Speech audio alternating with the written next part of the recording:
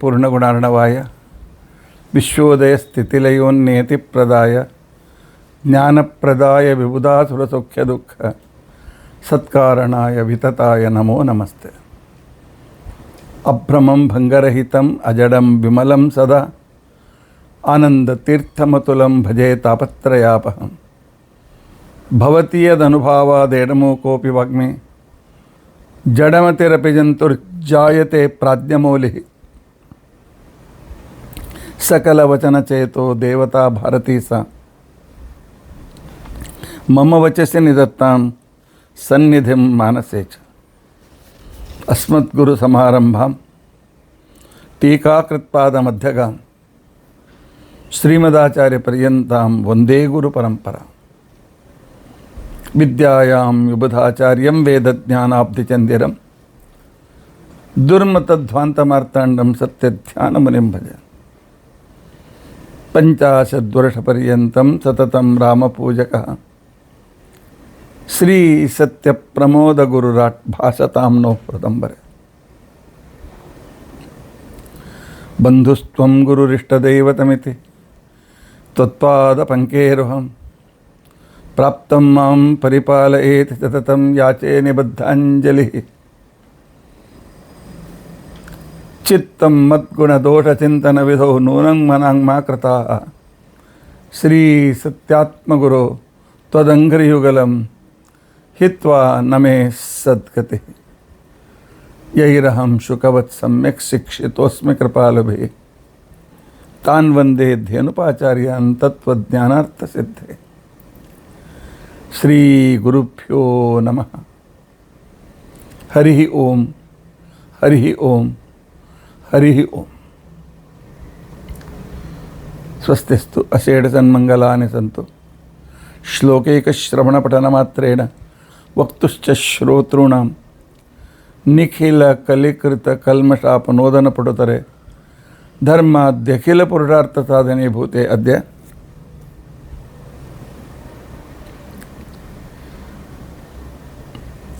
ಬೃಹತಿ ಸಹಸ್ರ ವಿಷ್ಣು ಸಹಸ್ರನಾಮ ಸಮನ್ವಯ ವಿವರಣಾರಂಭೆ ಸತಿ ಕಿಂಚಿತ್ ಪೂರ್ವಕಥಾನುವಾದ. ಹರಿ ಓಂ ಹರಿ ಓಂ ಹರಿ ಓಂ.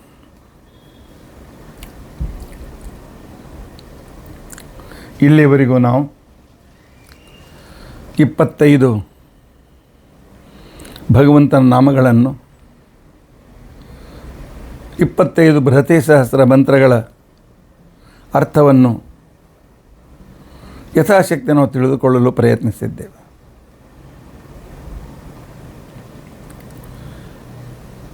ನಿನ್ನಿನ ದಿನ ಕೇಶವ ಮತ್ತು ಸರ್ವ.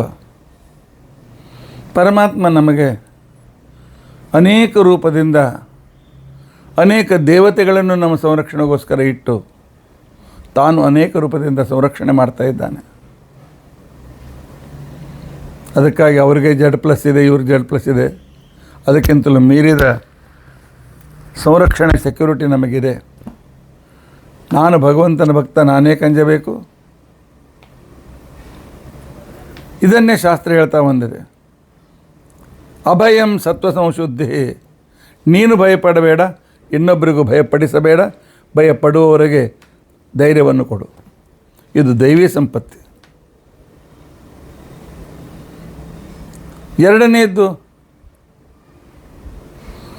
ಪರಮಾತ್ಮ ನಮ್ಮ ಎಲ್ಲ ಜವಾಬ್ದಾರಿ ನೋಡ್ಕೊಳ್ತಾನೆ. ನಾನು ಸರ್ವರಂತಿಕೊಂಡು ಅಂತೇಳಿ ಉದಾಹರಣೆ ಕೊಟ್ಟದ್ದು ಅದು ನೀಚೋಪಮ, ಅತ್ಯಂತ ಸಾಮಾನ್ಯ ಉಪಮ. ಅದು ಜಡ, ಪರಮಾತ್ಮ ಚೇತನ. ಸರ್ವರ್ ಹೇಗೆ ಎಲ್ಲ ಡಾಟಾ ಸರಿಯಾಗಿಟ್ಕೊಂಡು ನಮಗೆ ಬೇಕಾದಾಗ ನಮ್ಮ ಅಕೌಂಟಿನ ಎಲ್ಲ ವ್ಯವಸ್ಥೆಯನ್ನು ಅನುಕೂಲ ಮಾಡಿ ಕೊಡ್ತದೆ. ಅದೊಂದು ಭಾಳ ಸಣ್ಣ ಕೆಲಸ. ಪರಮಾತ್ಮ ಮಾಡುವ ಕೆಲಸ ಅನಂತ ಅನಂತ. ಇವತ್ತು ನಾವು ತೆಗೆದುಕೊಳ್ಳುವ ಹೆಸರು, ಅಂದರೆ ಆರಿಸಿಲ್ಲ, ಕ್ರಮವಾಗಿ ಬಂದಿದೆ. 26ನೇ ಹೆಸರು ಶರ್ವಾಯ ನಮಃ.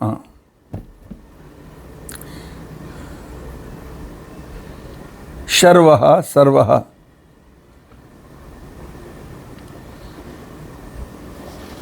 ಸರ್ವಶರ್ವ ಶಿವಸ್ಥಾಣು ಭೂತಾದಿ ನಿಧಿರವ್ಯಯ.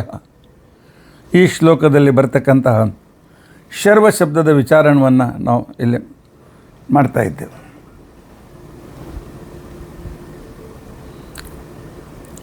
ಭಗವಂತನಿಗೆ ಅಲ್ಲ, ಶರ್ವ ಅಂದರೆ ರುದ್ರದೇವರನ್ನು ಕರಿತೇವಲ್ಲ. ಪರಮಾತ್ಮನ ಸೇವಕರಾದ್ದರಿಂದ ಅವರಿಗೂ ಈ ಹೆಸರು ಬಂದಿದೆ. ಆದರೆ ಮೂಲ ಶರ್ವಶಬ್ದ ವಾಚನಾಗಿರ್ತಕ್ಕಂಥವನು ಪರಮಾತ್ಮ. ಶಂ ರೋಧಯತಿ ಇತಿ ಶರ್ವ. ಶಂ ಅಂದರೆ ಸುಖ, ರೋಧಯತಿ ತಡೆಯುವಿಕೆ. ಯಾರು ಹಿರಣ್ಯಾಕ್ಷ ಹಿರಣ್ಯಕಶಿಪು ಮೊದಲಾಗಿರ್ತಕ್ಕಂತಹ ದುಷ್ಟರಿದ್ದಾರೆ ಅಥವಾ ಆ ಪ್ರವೃತ್ತಿಯವರಿದ್ದಾರೆ, ಆ ಅಸುರಿ ಪ್ರವೃತ್ತಿಯವರು ಯಾರಿದ್ದಾರೆ ಅಂಥವರಿಗೆ ಸುಖ ಆಗದಂತೆ ನೋಡ್ಕೊಳ್ತಾನೆ ಪರಮಾತ್ಮ. ಅಂಥವರನ್ನು ವಿನಾಶ ಮಾಡ್ತಾನೆ ಭಗವಂತ. ಆದ್ದರಿಂದ ಭಗವಂತನಿಗೆ ಶರ್ವ ಅಂತ ತಿಳ್ಕೊಂಡು ಅಂತೇಳಿ ಹೆಸರು.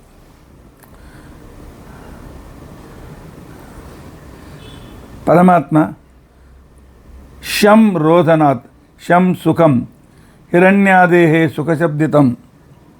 ಹಿರಣ್ಯಾಕ್ಷನೇ ಮೊದಲಾಗಿರ್ತಕ್ಕಂಥವರ ತಾವು ಸುಖ ಆಗಬೇಕು ಅಂತೇಳಿ ಜಗತ್ತಿಗೇನು ಪೀಡೆಯನ್ನು ಮಾಡಿದರು, ಸಂಪೂರ್ಣ ಪ್ರಜೆಗಳ ಎಕ್ಸ್ಪ್ಲಾಯ್ಟ್ ಏನು ಮಾಡಿದರು, ಪರಮಾತ್ಮ ಅವರನ್ನು ಸಂಹರಿಸಿ ನಿಮಗೆ ಸುಖ ಸಿಗೋದಿಲ್ಲ, ನಾನು ನಿಮ್ಮ ಸುಖವನ್ನು ತಡೀತೇನೆ ಅಂತ ಅನ್ನೋದನ್ನು ತೋರಿಸಿಕೊಟ್ಟಿದ್ದಾನೆ.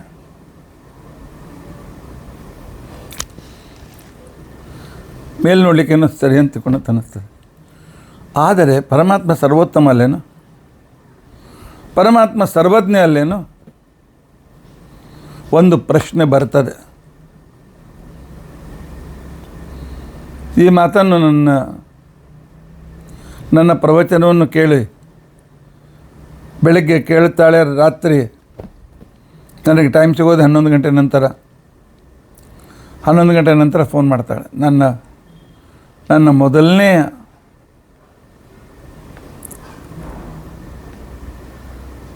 ಪ್ರವಚನದಲ್ಲಿ ಇವತ್ತಿನ ಬಂದ ವಿಷಯದ ಬಗ್ಗೆ ಚರ್ಚೆ ಮಾಡ್ತಕ್ಕಂಥ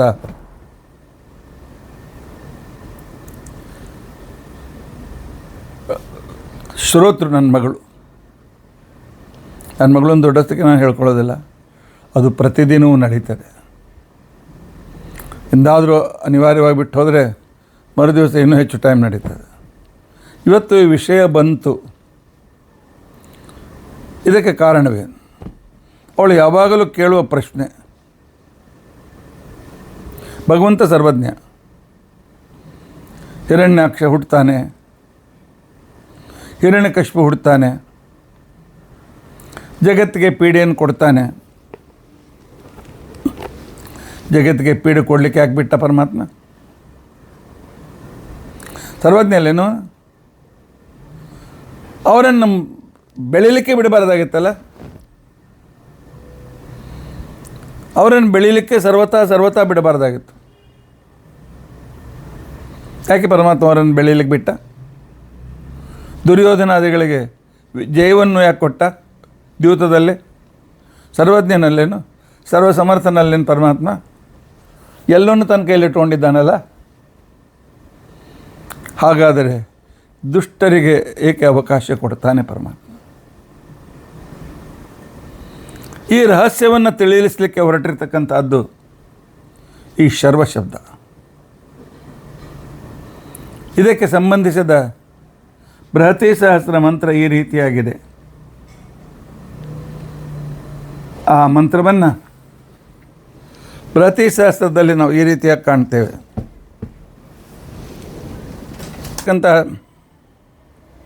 ಬೃಹತಿ ಸಹಸ್ರ ಮಂತ್ರ ಈ ರೀತಿಯಾಗಿದೆ. ಮಾಯೇತ್ ಸಾತೆ ಯಾನಿ ಯುದ್ಧಾನ್ಯಾಹು ಪತಿಮ್ಮೋ ಅಜ್ಞಾನಾಂ ನಾತ್ಯ ಶತ್ರುಂ ನನು ಪುರಾ ವಿವಿತ್ಸೆ ಧೇನೂನಾಂ ವಿಶುದ್ಧ್ಯಸಿ ಓಂ. ಪರಮಾತ್ಮ ಹೇಗೆ ವಿಷದ ಗಿಡವನ್ನು ಅದು ಮೊಳಕೆಯಲ್ಲೇ ನಾಶಪಡಿಸ್ಬೇಕು, ರೋಗಗಳನ್ನು ಆರಂಭದಲ್ಲೇ ನಾಶಪಡಿಸ್ಬೇಕು, ನಿರೋಧ ಮಾಡಬೇಕು. ಹಾಗೆ ಹಿರಣ್ಯಾಕ್ಷ, ಹಿರಣ್ಯಕಶಿಪು, ರಾವಣ, ಕುಂಭಕರ್ಣ, ಶಿಶುಪಾಲ, ದಂತವಕ್ರ, ದುರ್ಯೋಧನ, ಶಕುನಿ ಇವ್ರನ್ನ ಸಣ್ಣವರಿದ್ದಾಗಲೇ ಕೊಂದು ಹಾಕಿಬಿಡ್ಬೇಕಲ್ಲ. ಅವ್ರನ್ನ ಬೆಳೀಲಿಕ್ಕೆ ಹಾಕಿಬಿಟ್ಟ ಪರಮಾತ್ಮ. ಅವರಿಂದ ಎಷ್ಟು ಜನರು ದುಃಖಪಟ್ಟರು, ಎಷ್ಟು ಜನರಿಗೆ ಪೀಡೆ ಆಯಿತು. ಕರುಣಾಶಾಲಿಯಾದ ಪರಮಾತ್ಮ ಅವ್ರನ್ನ ಬೆಳೀಲಿಕ್ಕೆ ಬಿಡಬಾರ್ದಾಗಿತ್ತಲ್ಲ ಅಂತನ್ನೋ ಪ್ರಶ್ನೆಗೆ ಈ ಬೃಹತಿ ಸಹಸ್ರದ ಮಂತ್ರ ಉತ್ತರ ಕೊಡ್ತಾರೆ. ಪರಮಾತ್ಮ,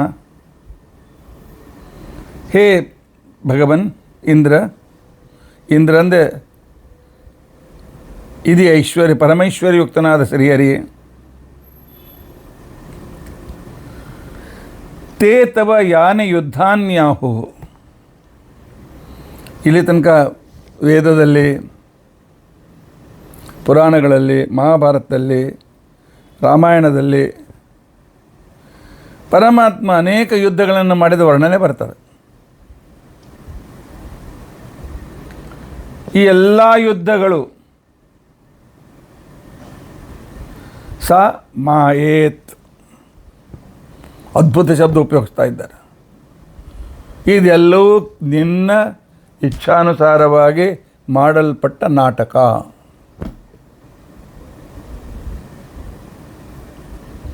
ಯಾಕೆ? ಒಂದು,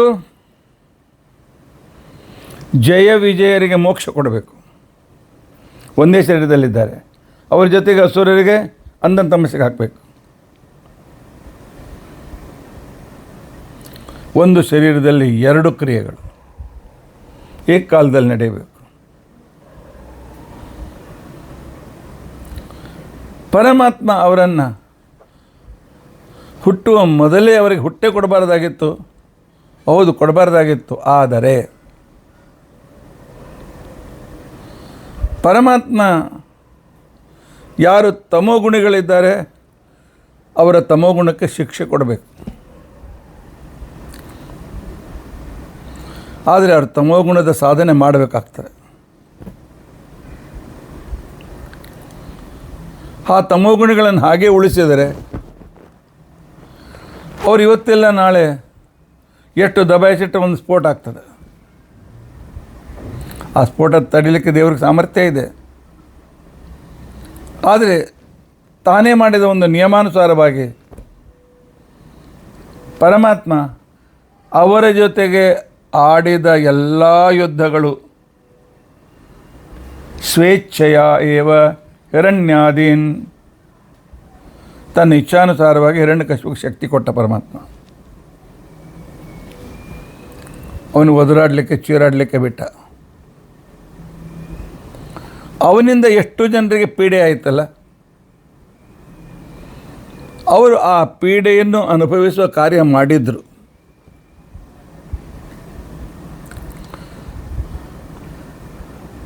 ಆರು ಕೂಸುಗಳನ್ನು, ದೇವಿಕೆ 6 ಕೂಸುಗಳನ್ನು ಕೊಂದ ಹಿರಣ್ಯ ಕಂಸ, ಅವರು ತಮ್ಮ ಅಪ್ಪನಿಂದಲೇ ಸಾಯಬೇಕಾಗಿತ್ತು. ಪರಮಾತ್ಮ ಸರ್ವಜ್ಞನಾದ್ದರಿಂದಾಗಿ ಈ ನಾಟಕದ ಪಾತ್ರಗಳನ್ನು ಅಲ್ಲಲ್ಲಿ ವಿಶಿಷ್ಟವಾದ ಫಿಟ್ ಮಾಡ್ತಾ ಇರ್ತಾನೆ. ಅವರ ಸಾಧನೆ ಆಗಬೇಕು. ಯಾರಿಗೆ ಪಾಪ ಮಾಡಿದ್ದಾರೆ ಅವರಿಗೆ ಶಿಕ್ಷೆ ಸಿಗಬೇಕು. ಆದರೆ ಈ ಕ್ರಿಯಾದ ಮಧ್ಯದಲ್ಲಿ ಅವರು ಮಾರಲ್ಲಾಗಿ ಜಗತ್ತಿನ ದೃಷ್ಟಿಯಲ್ಲಿ ದುಷ್ಟರಾಗಬೇಕು. ಅವರ ವಿನಾಶಕ್ಕಾಗಿ ಸಜ್ಜನರು ಪ್ರಾರ್ಥಿಸಬೇಕು. ಯಾಕೆ ಪ್ರಾರ್ಥನೆ ಮಾಡದೆ ಪರಮಾತ್ಮ ಅನುಗ್ರಹ ಮಾಡೋದಿಲ್ಲ. ಅವನು ಮಾಡಿಕೊಂಡ ನಿಯಮಗಳು, ನಾವು ಅವನ ಮೇಲೆ ಹೇರಿದ ನಿಯಮ ಅಲ್ಲ. ಪರಮಾತ್ಮ ಸಾ ಮಾಯೇತ್ ಅದು ನೀನು ಮಾಡಿದ, ನಿನ್ನ ಸ್ವಇಚ್ಛೆಯಿಂದ ಮಾಡಿದ, ನೋಡ್ಲಿಕ್ಕೆ ಮಾಯಾ ಶಬ್ದ ಇದೆ, ಭಗವಂತನ ಇಚ್ಛೆಗೆ ಮಾಯಾ ಅಂತ ತಿಳ್ಕೊಂಡಂತಲೇ ಹೆಸರು. ನಿನ್ನ ಇಚ್ಛಾನುಸಾರವಾಗಿ ನೀನು ಮಾಡಿದ್ದೇ ಹೊರತು ನಿನ್ನ ಕಡೆಯಿಂದ ಅವರನ್ನು ಮೊದಲು ನಾಶ ಮಾಡಲಿಕ್ಕೆ ಆಗಲಿಲ್ಲ, ಆಮೇಲೆ ಪ್ರಯತ್ನ ಮಾಡಿದೆ, ಇವೆಲ್ಲ ಇಲ್ಲ. ಕೆಲವು ಸಲ ಎನ್ಕೌಂಟರ್ ಮಾಡಬೇಕಾಗಿದ್ದರೆ ಅವರಿಗೆ ದುಷ್ಟತನ ಮಾಡಲಿಕ್ಕೆ ಬಿಡ್ತಾರೆ. ಅದರಿಂದ ಒಂದು ಕೆಲವರು ಜನರು ಖೂನಿ ಮಾಡ್ಬೋದು. ಯಾವನು ಅವನಿಂದ ಸಾಯ್ತಾನೆ, ಅವನು ಈ ರೀತಿಯಾಗಲಿ ಯಾತನಾ ರೂಪದಿಂದ ಸಾಯಬೇಕಾಗಿತ್ತು, ಅವನು ಮಾಡಿದ ಕರ್ಮ ಆಗಿತ್ತು. ಪರಮಾತ್ಮ ಅದರ ಜೊತೆಗೆ ಅದನ್ನು ಜೋಡಿಸಿಕೊಡ್ತಾನೆ. ಇದು ಇವನ ಕಪಟ ನಾಟಕ ಸೂತ್ರಧಾರಿಯಾಗಿರ್ತಕ್ಕಂಥ ಅಘಟನಾಘಟನಾಗಿರ್ತಕ್ಕಂಥ ಪರಮಾತ್ಮ ಇವನ ಇಚ್ಛೆಯಿಂದ ಮಾಡಿದ ನಾಟಕ. ಆದ್ದರಿಂದಲೇ ಪುರಾಣಗಳು, ಶಾಸ್ತ್ರಗಳು ಈ ಭಗವಂತನನ್ನು ಏನು ಮಾಡಿದರು? ಕಪಟ ನಾಟಕ ಸೂತ್ರಧಾರಿ ಅಂತ ತಿಳ್ಕೊಂಡಂತೇಳಿ ಕರೆದರು. ಕರೆದಿರ್ತಕ್ಕಂಥ ಸಂದರ್ಭದಲ್ಲಿ ಇಲ್ಲ, ಪರಮಾತ್ಮನಿಗೆ ಮೊದಲು ಅವರನ್ನು ದೂರ ಮಾಡಲಿಕ್ಕಾಗಲಿಲ್ಲ, ಆಮೇಲೆ ದೂರ ಮಾಡ್ದ ಅಂತ ಯಾಕನ್ಬಾರ್ದು? ಅದಕ್ಕೆ 26ನೇ ಬೃಹತಿ ಸಹಸ್ರದ ಮಂತ್ರ ಹೇಳ್ತದೆ, ನಾದ್ಯ ಶತ್ರುಂನನು ಪುರಾವಿವಿತ್ಸೆ.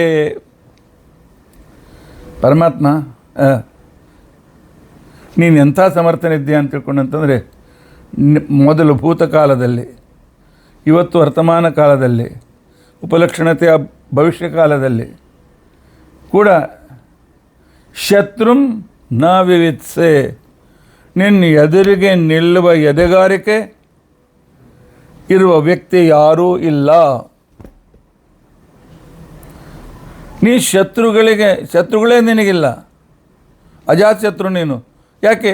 ನಿನ್ನನ್ನು ಶತ್ರುವನ್ನಾಗಿ ಕಲ್ಪನೆ ಮಾಡಲಿಕ್ಕೆ ಕೂಡ ದೈತ್ಯರು ಅನಿಸ್ತಾರೆ.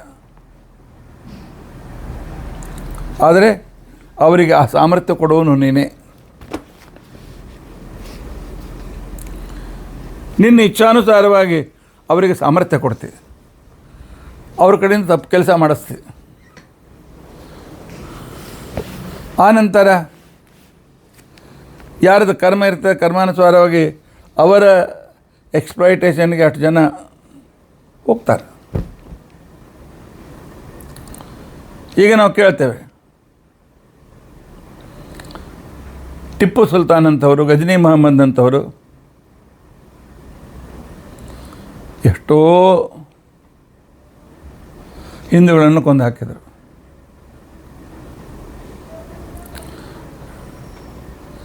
ಔರಂಗಜೇಬನಿಗೆ ಅವನ ಸೇವಕರು ದಿನಾಲು ಒಂದು ಮಣ 60-70 ಕಿಲೋ ಇರಬೇಕು,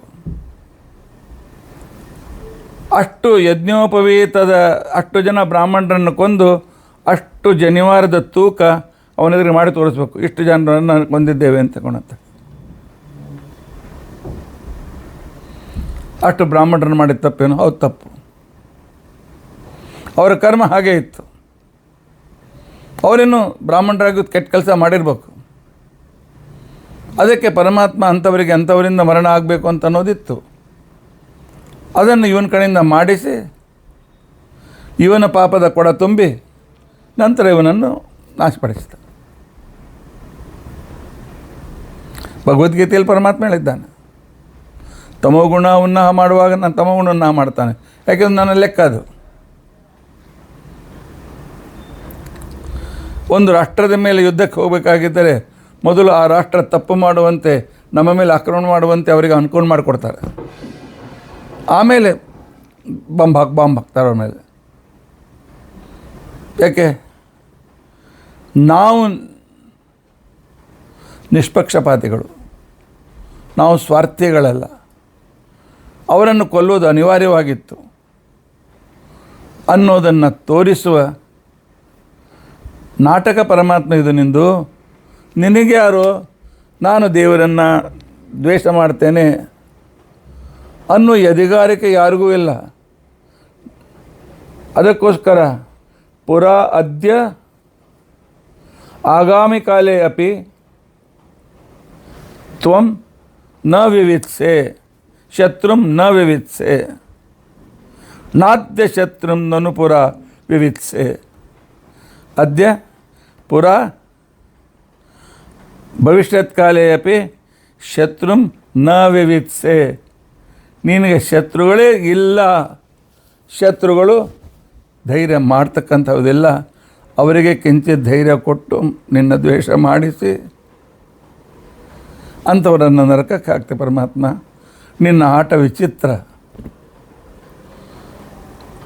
ಒಂದು ಸಲ ಒಬ್ಬರನ್ನು ಅಳಿಸ್ತೆ, ಒಬ್ಬರನ್ನು ನಗಿಸ್ತೆ. ಆದರೆ ಭಕ್ತರು ಹೇಗಿದ್ದರೂ ಬಿಡೋದಿಲ್ಲ, ಅಲ್ಲಿ ಬಂದು ಉದ್ಧಾರ ಮಾಡ್ತೇವೆ.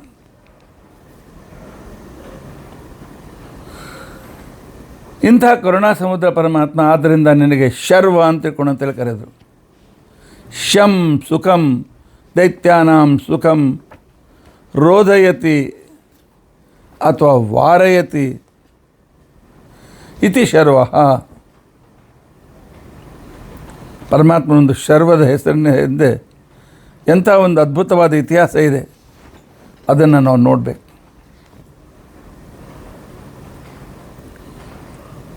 ಇನ್ನು ಶರ್ವ ಶಬ್ದಕ್ಕೆ ಬ್ರಹ್ಮಪುರಾಣದಲ್ಲಿ ಹೇಳ್ತಾರೆ, ಶಂ ರೋಧನಾಥ್ ಹರಿಹಿ. ಪರಮಾತ್ಮ ದುಷ್ಟರ ಶಂ ಸುಖವನ್ನು ತಡಿತಾನೆ.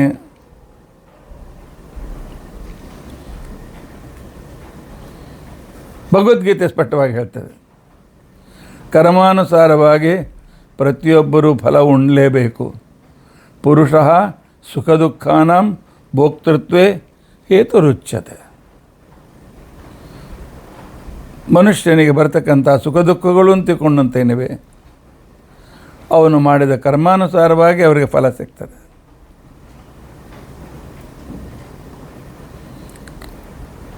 ಮಹಾಭಾರತ ಆತ್ಮನಿರ್ಣಯದ 22ನೇ ಅಧ್ಯಾಯದ 88ನೇ ಶ್ಲೋಕದಲ್ಲಿ ಏತಾನ್ಯಪೇಕ್ಷೈವ ಫಲಂ ದದಾನಿ. ಪರಮಾತ್ಮ ಹೇಳ್ತಾನೆ, ಸ್ವರೂಪ ಯೋಗ್ಯತೆ, ಅನಾದಿ ಕರ್ಮ, ಆನಂತರ ಈಗಿನ ಪ್ರಯತ್ನ, ಈಗಿನ ಅವನ ಪ್ರವೃತ್ತಿ, ಅವುಗಳನ್ನು ಲೆಕ್ಕ ಮಾಡಿ ಅವರಿಗೆ ಸುಖವನ್ನೋ ದುಃಖವನ್ನೋ ಕೊಡ್ತೇನೆ. ನಮಗೆ ಕಷ್ಟ ಬಂದಿದೆ, ದರಿದ್ರರಾಗಿದ್ದೇವೆ,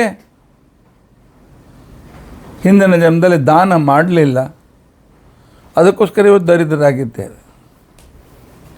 ಅನ್ನಕ್ಕೆ ಗತಿ ಇಲ್ಲ, ಹಿಂದಿನ ಜನ್ಮದಲ್ಲಿ ಅನ್ನದಾನ ಮಾಡಲಿಲ್ಲ.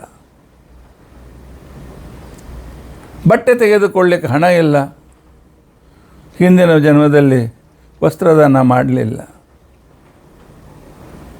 ಒಳ್ಳೆಯ ಹೆಂಡತಿ ಸಿಗಲಿಲ್ಲ, ದಿನಾಲು ಹೆಂಡತಿಯಿಂದ ಟೆನ್ಷನ್ ಆಗ್ತದೆ, ಹಿಂದಿನ ಜನ್ಮದಲ್ಲಿ ಕನ್ಯಾದಾನ ಮಾಡಿಲ್ಲ, ಅದಕ್ಕೋಸ್ಕರ. ಗರುಡ ಪುರಾಣ ಇವತ್ತಿನ ದುಃಖಕ್ಕೆ ಹಿಂದಿನ ಜನ್ಮದಲ್ಲಿ ನೀನು ಮಾಡಿದ ಕರ್ಮ ಯಾವುದಂತ ಲೀಸ್ಟ್ ಕೊಡ್ತಾರೆ. ಆದರೆ ನಮ್ಮಲ್ಲಿ ಒಂದು ತಪ್ಪು ಕಲ್ಪನೆ, ಏನು, ಗರುಡ ಪುರಾಣ 10 ದಿನಗಳಲ್ಲೇ ಕೇಳಬೇಕು ಅಂತಿಕೊಂಡಂತೇಳಿ, ಉಳಿದ ದಿನದಲ್ಲಿ ಕೇಳಬಾರ್ದು ಅಂತಿಕೊಂಡಂತಿದ್ದರೆ ಇನ್ನು ಪುರೋಹಿತರ ಮನೆಯಲ್ಲಿಯೂ ಕೂಡ ಯಾರಾದರೂ ಹೋದ್ಮೇಲೆ ಅವ್ರು ಪುರಾಣ ಹೇಳಬೇಕೇನು? ಇಂಥ ಮನೆಯಲ್ಲಿ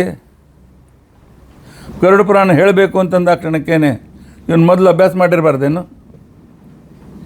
ಅವನ ಮನೆಯಲ್ಲಿ ಗರುಡ ಪುರಾಣ ಪುಸ್ತಕ ಇಟ್ಕೊಳ್ಬಾರ್ದೇನು? ಇವೆಲ್ಲ ಹುಚ್ಚು ಕಲ್ಪನೆ. ಗರುಡ ಪುರಾಣ ಭಾಳ ಯೋಗ್ಯವಾದ ಜ್ಞಾನವನ್ನು ಕೊಡ್ತಾರೆ.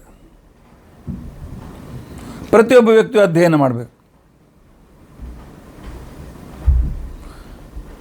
ಒಬ್ಬ ವ್ಯಕ್ತಿ ಅಂತ್ಯಕಾಲದಲ್ಲಿ ಯಾವ ರೀತಿ ತಾನು ಮರಣದ ಸಿದ್ಧತೆಯನ್ನು ಮಾಡಿಕೊಳ್ಬೇಕು ಅಂತನೂ ಹೇಳುವ ವಿಚಾರ ಅವನು ಹೋದ ಮೇಲೆ ಹೇಳಿದ್ರೆ ಉಪಯೋಗ ಏನು? ಮತ್ತು ಆ ವೇಳೆಯಲ್ಲಿ ಗರುಡ ಪುರಾಣ ಕೇಳುವ ಮನಸ್ಥಿತಿ ಯಾರಿಗಿರ್ತದೆ? ಹೇಳಿಸ್ಬೇಕು, ದಕ್ಷಿಣೆ ಕೊಡಬೇಕು, ಮುಗೀತು. ಏನು ಹೇಳಿದ್ರು ಗೊತ್ತಿಲ್ಲ, ಏನು ಕೇಳಿದ್ರು ಗೊತ್ತಿಲ್ಲ. ಅದನ್ನೇನು ನೆನಪಿಟ್ಕೊಂಡು ಎಷ್ಟು ಜನ ನೆನಪಿಟ್ಕೊಂಡಿದ್ದಾರೆ? ಮೊದಲೇ ಅಧ್ಯಾಯದಲ್ಲಿ ಏನು ಬರ್ತದೆ, ದ್ವಿತೀಯ ಅಧ್ಯಾಯದಲ್ಲಿ ಏನು ವಿಷಯ ಇದೆ, ಚತುರ್ಥ ಅಧ್ಯಾಯದಲ್ಲಿ ಏನು ವಿಷಯ ಇದೆ?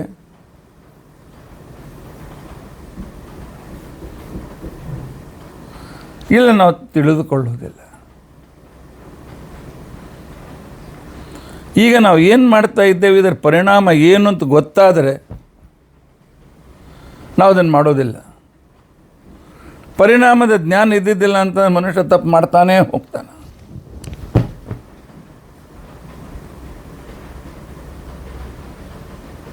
ಪರಿಣಾಮದ ತಿಳುವಳಿಕೆ ಇರಬೇಕು.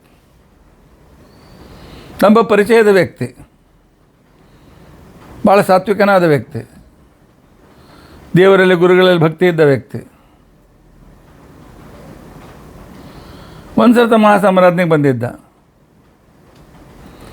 ಆ ವ್ಯಕ್ತಿ ಡಯಾಬಿಟಿಸ್ ಇತ್ತು. ಸ್ವಾಮಿಗಳಿಗೆ ಗೊತ್ತಿರಲಿಲ್ಲ ಅವ್ನು ಡಯಾಬಿಟಿಸ್ ಇದೆ ಅಂಥೇಳಿ. ಸ್ವಾಮಿಗಳು ಎಲ್ಲರಿಗೂ ಆಗ್ರಹ ಮಾಡುವಂತ ಅವನಿಗೂ ಆಗ್ರಹ ಮಾಡಿದ್ರೆ, ಹಾಕಪ್ಪ ಇನ್ನೊಂದು 10 ಜಿಲೇಬಿ ಅಂತೇಳಿ. ಅವನು ಅವತ್ತು ಅರ್ಧ ಕಿಲೋ 1 ಕಿಲೋದಷ್ಟು ಜಿಲೇಬಿ ತಿಂದ ಮಹಾರಾಯ. ಮನೆಗೆ ಹೋದಾಕ್ಷಣಕ್ಕೆ ಖಲಾಸ್. ನಾನು ಮಾಡುವುದು ನನಗೆ ಮುಂದೆ ಏನು ಬಾಧಕವಾಗಿದೆ ಅನ್ನೋ ಜ್ಞಾನ ಪ್ರತಿಯೊಬ್ಬನಿಗೆ ಇರಬೇಕು. ಅದು ಇಲ್ಲ ಅಂತಿಕೊಂಡು ನಾವು ಪಾಪ ಮಾಡ್ತೇವೆ. ಪರಮಾತ್ಮ ಅಂಥವರಿಗೆ ಪಾಪಕ್ಕೆ ಅವರ ಕರ್ಮವೇ ಕಾರಣ ಹೊರತು ಪರಮಾತ್ಮ ಹೇಳ್ತಾನೆ ನಾನಲ್ಲ. ಆದರೆ ನಾನು ನ್ಯಾಯಾಧೀಶ, ಪಾಪಕ್ಕೆ ಅವರಿಗೆ ಸರಿಯಾದ ತಪ್ಪು, ನಾನು ಅವರಿಗೆ ದುಃಖ ಕೊಡಬೇಕಾಗ್ತದೆ. ಪ್ರಹ್ಲಾದನಿಗೆ ಬಂದ ದುಃಖಗಳು ಅವನಿಗೆ ದುಃಖವೇ ಆಗಿ ದುಃಖ ಅನುಭವ ಆಗಲೇ ಇಲ್ಲ. ಅವನಿಗೆ ಅವನ ಪಾಪ ಸಾಧನೆ ಆಯಿತು, ಹಿರಣ್ಯಕಶಿಪುವಿನ ಪಾಪ ಸಾಧನೆ ಆಯಿತೇ ಹೊರತು ಪ್ರಹ್ಲಾದನಿಗೆ ದುಃಖವೇ ಆಗಲಿಲ್ಲ. ಆದರೆ ಅವನು ಈ ನಾಟಕದಲ್ಲಿ ಭಾಗವಹಿಸಬೇಕಾಯಿತು, ಭಗವಂತನ ಇಚ್ಛೆ. ಅದಕ್ಕೆ ಹೇಳ್ತದೆ ಪರಮಾತ್ಮ ಇದೆಲ್ಲ ನಿನ್ನ ವಿಶಿಷ್ಟವಾದಂಥ ಕಪಟ ನಾಟಕ ಸೂತ್ರಧಾರಿಯಾದ ನಿನ್ನ ನಾಟಕವೋ ಇದು ಅಂತ ತಿಳ್ಕೊಂಡಂತೇಳಿ ಪರಮಾತ್ಮನಿಗೆ ಈ ಮಂತ್ರ ತಿಳಿಸ್ಕೊಡ್ತದೆ.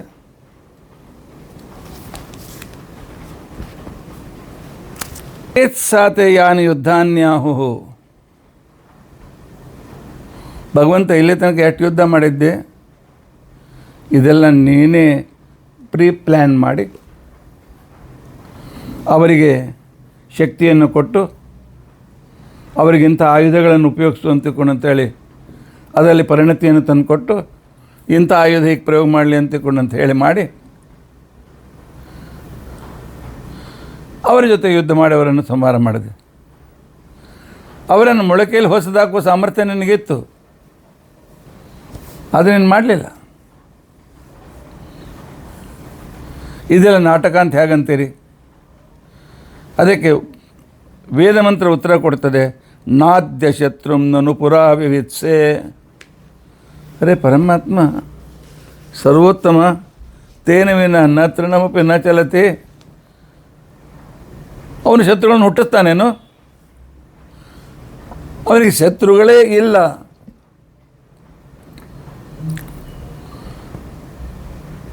ಇಂಥ ಪರಮಾತ್ಮ. ಆದರೆ ಪರಮಾತ್ಮ ದೈತ್ಯ ತನಿಸ್ಕೊಳ್ತಾನೆ. ಅವನ ಎದುರಿಗೆ ಶತ್ರುಗಳಂತ ನಿಲ್ಲೋದು ಅಧಿಕಾರಕ್ಕೆ ಯಾರಿಗೂ ಇಲ್ಲ. ಆದರೆ ಮನಸ್ಸಿನಲ್ಲಿ ಖಾಲಿ ಪುಲಾವ್ ಅಂತೇಳಿ ದೈತ್ಯರು ನಾ ಗೆಲ್ತೇನೆ ಶ್ರೇಷ್ಠ ಅಂತಕೊಂಡಂತ ಒಂದು ಗಾಳಿ ಗೋಪುರವನ್ನು ಕಟ್ಟಿಕೊಳ್ತಾ ಇರ್ತಾರೆ ಮನಸ್ಸಿನಲ್ಲಿ ಅಷ್ಟೇ. ಆದ್ದರಿಂದ ಪರಮಾತ್ಮನಿಗೆ ಶರ್ವ ಅಂತ ತಿಳ್ಕೊಂಡಂತ ಹೇಳಿ ಹೆಸರು. ಶಂ ರೋಧಯತಿ ಹೆಸರು. ಸತ್ಸಂಧರು ಹೇಳ್ತಾರೆ, ಶೃಣಾತಿ ಹಿನಸ್ತಿ. ಪರಮಾತ್ಮ ದುಷ್ಟರನ್ನು ಅಷ್ಟೇ ದುಷ್ಟತನದಿಂದ ಸಂಹಾರ ಮಾಡ್ತಾನೆ. ಅಷ್ಟೇ ಅವನಲ್ಲಿ ಕ್ರೂರತನ ಇಲ್ಲ, ದುಷ್ಟತನ ಇಲ್ಲ. ಅದನ್ನು ವ್ಯಕ್ತಪಡಿಸಿ ನಾಶಪಡಿಸ್ತಾನೆ. ನಿಮ್ಮೆಲ್ಲರಿಗೂ ವಾಯುಸ್ತುತಿ ಬರ್ತದಲ್ಲ? ವಾಯುಸ್ತುತಿಯಲ್ಲಿದೆ, ಯದ್ರೋಷೋತ್ಕರ ದಕ್ಷನೇತ್ರ ಕುಟಿಲ ಪ್ರಾಂತೋಸ್ಥಿತ ಅಗ್ನಿಸ್ಫುರತ್ ಖದ್ಯೋತೋಪಮ ವಿಶ್ವಲಿಂಗ ಭಸಿತಾ. ಪರಮಾತ್ಮ ಸಿಟ್ಟಿಗೆ ಬಂದಾಗ ಅವನ ಕಣ್ಣಿನ ಕುಡಿ ನೋಟದ ಕೊನೆಯ ಭಾಗದಿಂದ ಹೊರಟ ನೋಡಲಿಕ್ಕೆ ಮಿಂಚಿನ ಹುಳದಂತೆ ಸಣ್ಣದಾಗಿರುವ ಒಂದು ಕ್ರೋಧದ ಕಿಡಿ ಪರಮಾತ್ಮ ವ್ಯಕ್ತಪಡಿಸಿದರೆ ಬ್ರಹ್ಮ ರುದ್ರಾದಿಗಳು ಸುಟ್ಟು ಬೂದಿ ಆಗ್ತಾರೆ. ಅರ್ಥಾತ್ ಸುಟ್ಟು ಆದಂಥ ಕೆಲಸ ಮಾಡ್ತಾರೆ ಅಂತ ತಿಳ್ಕೊಳ್ಬೇಡಿ. ಅಂಥವರು ಕೂಡ ಸುಟ್ಟು ಬೂದಿ ಆಗ್ತಾರೆ. ಅಷ್ಟು ಮಹಾ ಸಾಮರ್ಥ್ಯ ಪರಮಾತ್ಮನಿಗಿದೆ. ಯದ್ರೋಷೋತ್ಕರ ದಕ್ಷನೇತ್ರ ಕುಟಿಲ ಪ್ರಾಂತೋತ್ಥಿತಾಗ್ನೇ ಸ್ಫುರತ್ ಖದ್ಯೋತೋಪಮ ವಿಷ್ಣುಲಿಂಗ ಭಸಿತಾ ಬ್ರಹ್ಮೇಶ ಶಕ್ರೋತ್ಕರ.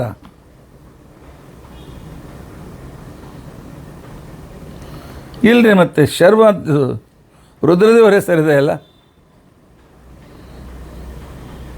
ಹೌದು. ಮತ್ತು ಇದು ರುದ್ರದೇವ್ರ ವರ್ಣನೆ ಯಾಕೆ ಅನ್ಬಾರ್ದು? ರುದ್ರದೇವರ ಅಂತರ್ಗತ ನರಸಿಂಹದೇವ್ರ ವರ್ಣನೆ ಇದು, ಮತ್ತೇನಿಲ್ಲ. ನೃಸಿಂಹೋ ರುದ್ರ ಸಂಸ್ಥಿತ ವಿಲಾಯೇತ್ ಜಗತ್. ವಾಮನ ಪುರಾಣ ಹೇಳ್ತಾರೆ, ಆಚಾರ್ಯ ಭಾಗವತ್ ತಾತ್ಪರ್ಯದಲ್ಲಿ ಇದನ್ನು ಉಲ್ಲೇಖ ಮಾಡಿದ್ದಾರೆ. ರುದ್ರದೇವರಲ್ಲಿ ಶರ್ವನಲ್ಲಿ ಶರ್ವನಾಮಕನಾಗಿ, ಶರ್ವನಿಯಾಮಕನಾಗಿ, ಶರ್ವ ಪ್ರೇರಕನಾಗಿ ಪರಮಾತ್ಮ ತಾನು ಈ ಜಗತ್ತನ್ನು ಉಪಸಂಹಾರ ಮಾಡಿಸ್ತಾನೆ. ಆದ್ದರಿಂದ ಭಗವಂತನಿಗೆ ಶರ್ವ. ಅಥವಾ ದುರ್ಯೋಧನ ಕೊಂದುಬಿಟ್ಟ, ಆಯ್ತು, ಅವನ ದೇಹ ಹೋಯಿತು, ಅವನದೆಲ್ಲ ದುಃಖ ಹೋಯಿತು. ಇಲ್ಲ, ಮರಣಾಂತರಮಪಿ ದೈತ್ಯಾನಾಂ ಸುಖಂ ನಾಶಯತೀತಿ ಶರ್ವ. ಶಂ ಮೂಲಭೂತವಾದ ಸುಖ. ಅವರು ಸತ್ತ ಮೇಲೆಯೂ ಅವ್ರಿಗೆ ಇನ್ನೊಂದು ಯಾತನಾ ಶರೀರದಲ್ಲಿಯೂ ಕೂಡ ಅವರು ಅನೇಕ ಯಾತನೆ ಪಡ್ತಾನೇ ಇರ್ತಾರೆ. ಅವ್ರಿಗೆ ಎಂದೆಂದಿಗೂ ಪರಮಾತ್ಮ ಸುಖ ಕೊಡೋದಿಲ್ಲ.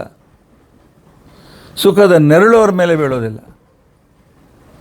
ಆದ್ದರಿಂದ ಭಗವಂತನಿಗೆ ಶರ್ವ ಶರ್ವ ಅಂತ ಹೇಳಿ ಹೆಸರು. ಶರ್ವ ಶಬ್ದವನ್ನು ಹೇಳುವಾಗ ಈ ಮಾತು ನೆನಪಿಟ್ಟುಕೊಳ್ಳಿ. ಪರಮಾತ್ಮ ಅವನ ಎದುರಿಗೆ ನಿಲ್ಲುವ ಶತ್ರುಗಳು ಯಾರೂ ಹುಟ್ಟಲಿಲ್ಲ, ಹುಟ್ಟೋದಿಲ್ಲ. ಆದರೆ ಪರಮಾತ್ಮನೇ ಅವರಲ್ಲಿ ನಿಂತುಕೊಂಡು ಅವರಿಗೆ ಆ ರೀತಿ ಸಾಮರ್ಥ್ಯ ಕೊಟ್ಟು ಅವರ ಕಡೆಯಿಂದ ದುಷ್ಟತನವನ್ನು ಮಾಡಿಸಿ ಅವರನ್ನು ಸಂಹಾರ ಮಾಡ್ತಾನೆ. ಆದ್ದರಿಂದ ಭಗವಂತನಿಗೆ ಶರ್ವ ಅಂತ ಹೇಳಿ ಹೆಸರು. ಇಂಥ ಅದ್ಭುತವಾಗಿರ್ತಕ್ಕಂತಹ ಮಂತ್ರ ವಿಷ್ಣು ಸಹಸ್ರನಾಮದ ಶರ್ವ ಶಬ್ದಕ್ಕೆ ಈ ರೀತಿಯಾಗಿರ್ತಕ್ಕಂಥ ಇತಿಹಾಸವನ್ನು ಕೊಟ್ಟು ಅದರ ವಿವರಣೆಯನ್ನು ಮಾಡ್ತಾ ಇದೆ ಬೃಹತಿ ಸಹಸ್ರದ ಮಂತ್ರ. ಮಂತ್ರಕ್ಕೂ ಹೆಸರಿಗೂ ಸಂಬಂಧ ಇಲ್ಲ ಅಂತ ತಿಳ್ಕೊಳ್ಬೇಡಿ. ಪೂರ್ಣ ಸಂಬಂಧ ಇದೆ, ಸ್ವಾಭಾವಿಕ ಸಂಬಂಧ ಇದೆ. ಹೆಸರು ಶಿವ ಶರ್ವಸ್ ಸರ್ವಸ್ ಶರ್ವ ಶಿವಸ್ಥಾಣು. ಭಗವಂತನಿಗೆ ಶಿವ ಶಿವ ಅಂತ ಹೆಸರು. ಏನ್ರಿ ಜಗತ್ತಿನಲ್ಲಿ ರುದ್ರದೇವರಿಗೆ ಹೆಸರು ಬಂತಲ್ಲ, ಅದೇ ರುದ್ರದೇವ ರಾಜ್ಯ ಪರಮಾತ್ಮ, ಅದನ್ನ ಹೆಸರು ಮೊಮ್ಮಕ್ಕಳಿಗೆ ಇಡಂಗಿಲ್ಲೇನು? ಹಾಗೆ ಶಿವಶಬ್ದದ ಏನು ಅನ್ವರ್ಥಕವಾಗಿರ್ತಕ್ಕಂಥ ಪೂರ್ಣ ಅರ್ಥ ಇದೆ, ಅದು ಪರಮಾತ್ಮನಲ್ಲೇ ಮಾತ್ರ ಇದೆ. ಕೆಲವು ಅಂಶ ರುದ್ರದೇವರಲ್ಲಿಯೂ ಇದೆ. ಅದು ಪರಮಾತ್ಮನ ಪ್ರೇರಣೆಯಿಂದ, ಪರಮಾತ್ಮನ ಸನ್ನಿಧಾನದಿಂದ.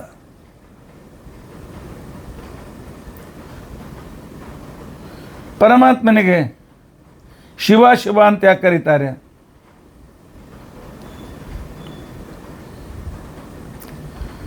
ಅತಿಶಯಿತಂ ಶಂ ಸುಖಂ.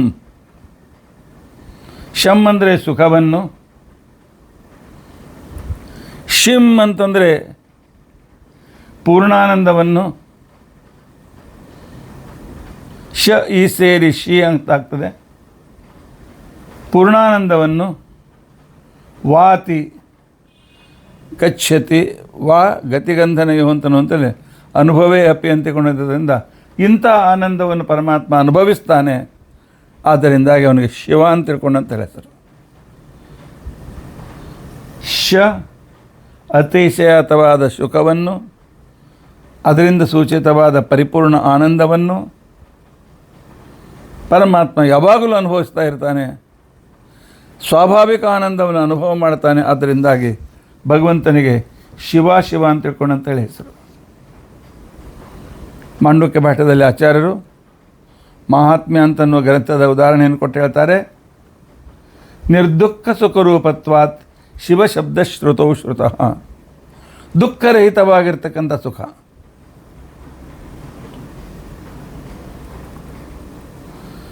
ಏನ್ರಿ ದುಃಖ ಸಹಿತವಾದ ಸುಖ ಇರ್ತದೇನು?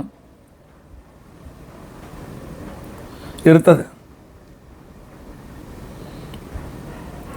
ದುಃಖ ಸಹಿತವಾದ ಸುಖ ಇರ್ತದೆ.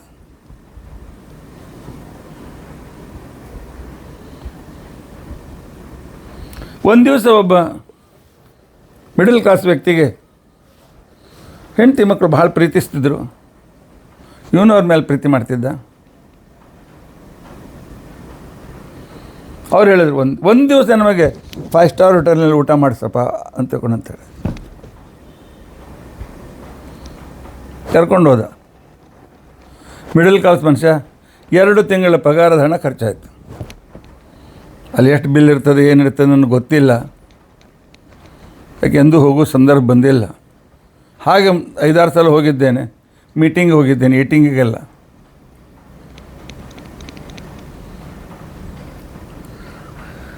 ಎಲ್ಲ ಹಣ ಖರ್ಚಾಯಿತು. ಆದರೆ ಹೆಂಡ್ತಿ ಭಾಳ ಸಂತೋಷದಲ್ಲಿದ್ಲು. ಮಕ್ಕಳಪ್ಪ ಥ್ಯಾಂಕ್ಸ್ ಅಪ್ಪ ಭಾಳ ಚೆಂದ ಮಾಡಿದೆ ಅಂತ ತಿಳ್ಕೊಂಡಂತೇಳಿ.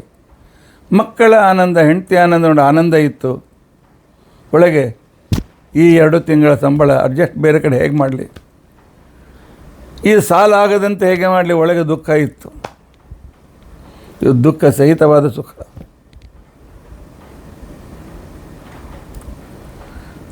ಅಧಿಕ ಮಾಸ ಆಚಾರ್ಯ ಮಡಿಯಲ್ಲಿ ಭಾಳ ಸುಂದರ ಪವಿತ್ರ ಅಗರಿ ಶುದ್ಧ ರೀತಿಯಿಂದ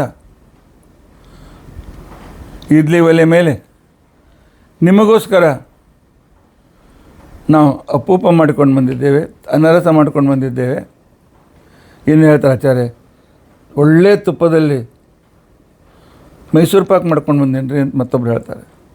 ಇನ್ನೊಬ್ರು ಹೇಳ್ತಾರೆ ಆಚಾರ್ಯ ಬೇಸನ್ ಉಂಡಿ. ಮತ್ತೊಬ್ಬರು ಹೇಳ್ತಾರೆ ಆಚಾರ್ಯ ನಾನು ಡ್ರೈ ರಸಗುಲ್ಲ ಮಾಡ್ಕೊಂಡು ಬಂದಿದ್ದೇನೆ ಅಂತ. ರಸಗುಲ್ಲ ಅಲ್ಲ, ಜಾಮೂನ್, ಡ್ರೈ ಜಾಮೂನ್ ಮಾಡ್ಕೊಂಡು ಬಂದಿದ್ದೇನೆ. ಪಾಪ ಅವರೆಲ್ಲ ಭಕ್ತಿಯಿಂದ ಹೇಳ್ತಾರೆ. ಆದರೆ ಈ ಆಚಾರ್ಯರಿಗೆ ಡಯಾಬಿಟಿಸ್ ಇದೆ. ತಿಂದೇ ಇದ್ದರೂ ದುಃಖ, ತಿಂದರೂ ದುಃಖ. ನಾಳೆ ಮತ್ತೆ ಪುನಃ BP ಹೆಚ್ಚಾಯಿತು, ಔಷಧ ತೊಗೊತ್ತು ಕೊಡಬೇಕು, ಮತ್ತು 4 ದಿವಸ ಅನ್ನ ತಿನ್ನೋ ಹಾಗಿಲ್ಲ, ಏನೂ ತಿನ್ನೋ ಹಾಗಿಲ್ಲ. ಇದು ದುಃಖ ಸಹಿತವಾದ ಸುಖ ಇವ. ಆದರೆ ಪರಮಾತ್ಮನದು ನಮ್ಮ ಹಾಗೆಲ್ಲ ದುಃಖ ರಹಿತವಾದ ಸುಖ. ಆದ್ದರಿಂದ ಪರಮಾತ್ಮನಿಗೆ ಶಿವ ಶಿವ ಅಂತ ತಿಳ್ಕೊಂಡಂಥ ಹೆಸರು. ಇದನ್ನು ಒಂದು ವಿಶಿಷ್ಟ ರೀತಿಯಿಂದ ವಿಶಿಷ್ಟ ಕ್ರಮದಲ್ಲಿ ಬೃಹತಿ ಸಹಸ್ರ ಮಂತ್ರ ಈ ಶುಭಶಬ್ದದ ಅರ್ಥವನ್ನು ಹೇಳಿಕೊಡ್ತದೆ. ಕೌನುತೆ ಮಹಿಮನಸ್ಸಮಸ್ಯ ನದಮ್ಮ ಓದತೀನಾಂ ಅಸ್ಮತ್ ಪೂರ್ವರ್ಷಯೋಂತಮಾಪು ನದಂ ಯೋ ಯುವತೀನಾಂ. ನಮ್ಮ ವಿದ್ಯಾರ್ಥಿ ಎಲ್ಲರಿಗೂ ನಾವು ಬಾಯ್ಪಾಠ ಮಾಡಿಸಿದ್ದೇವೆ. ಈ ಮಂತ್ರಗಳನ್ನು ಹೇಳಬಾ. ಕೌನುತೆ ಮಹಿಮನತ್ ಸಮಸ್ಯ ನದಂ ವೋದತೀನಾಂ ಅಸ್ಮತ್ ಪೂರ್ವ ಋಷಯಾಂತಮಾಪೂರ್ನದಂ ಯೋ ಯುವತೀನೋ. ನಾಳೆ ಅವರು ಅರ್ಥ ತಿಳಿದುಕೊಳ್ಳುವ, ಅರ್ಥ ಹೇಳುವ ಸಂದರ್ಭ ಬಂದಾಗ ಆ ವಿದ್ಯಾರ್ಥಿಗಳಿಗೆ ಎಷ್ಟು ಆನಂದ ಆಗ್ತಿರಬೇಕು. ಮಂತ್ರ ಬಾಯ್ಪಾಠಿದೆ, ನಿಜವಾಗೂ ಆನಂದವಾಗ್ತದೆ. ಅಂಥ ಅದ್ಭುತ ಮಂತ್ರಗಳು. ಕೌನುತೆ ಮಹಿಮನಸ್ಸಮಸ್ಯ ನದಮ್ಮ ಓದತೀನಾಂ ಅಸ್ಮತ್ಪೂರ್ವಋಷಯೋಂತಮಾಪು ನದಂ ಯೋ ಯೋತೀನಾಂ. ಹೇ ಇಂದ್ರ, ನೀನು ಸಮಸ್ಯ. ಭಗವಂತನಿಗೆ ಹೆಸರು ಸಮಸ್ಯ. ಪ್ರಾಬ್ಲಮ್ಗೆ ಸಮಸ್ಯೆ ಅಂತ ಕರೀತಾರಲ್ಲ, ಭಗವಂತನ ಹೆಸರು ಸಂಸ್ಕೃತದಲ್ಲಿ ಸಮಸ್ಯೆ, ಇಂಗ್ಲೀಷ್ನಲ್ಲಿ ಅವನ ಹೆಸರು ಪ್ರಾಬ್ಲಮ್. ಭಗವಂತ ಪ್ರಾಬ್ಲಮ್ ಅಂತ. ಇದೇ ಸಂಸ್ಕೃತದ ವೈಶಿಷ್ಟ್ಯ. ಮತ್ಸ್ಯ ಮಾನಂ ಅನುಭವ, ಆನಂದ ಅನುಭವ.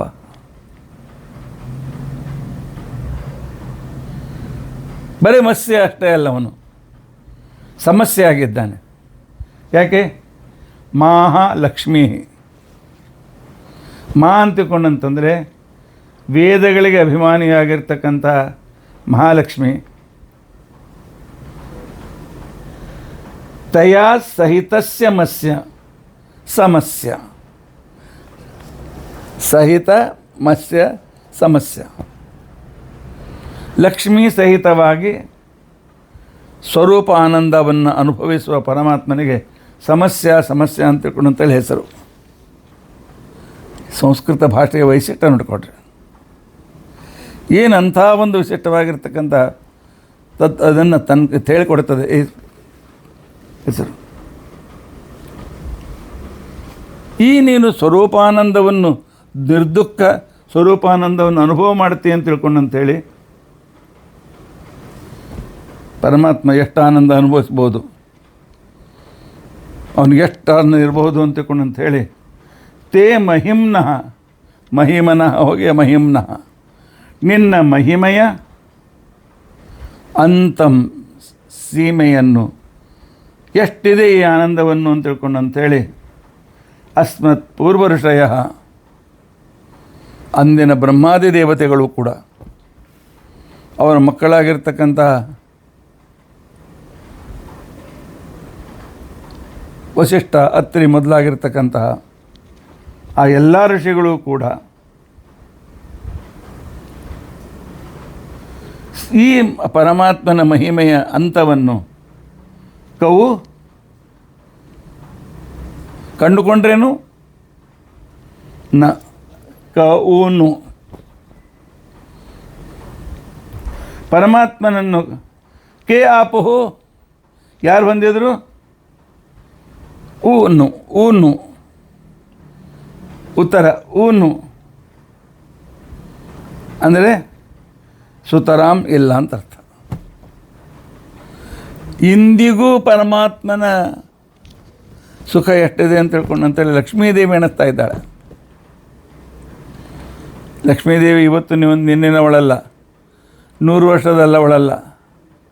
ಕಾಣಲಿಕ್ಕೆ 16-18 ವರ್ಷದ ಯುವತಿ, ಎಷ್ಟೋ ಕೋಟಿ ವರ್ಷದ ಹಿಂದೆ, ಅದು ಹಿಂದೆ ಅಂತಂದು ಎಷ್ಟು ನಮ್ಗೆ ಗೊತ್ತಿಲ್ಲ.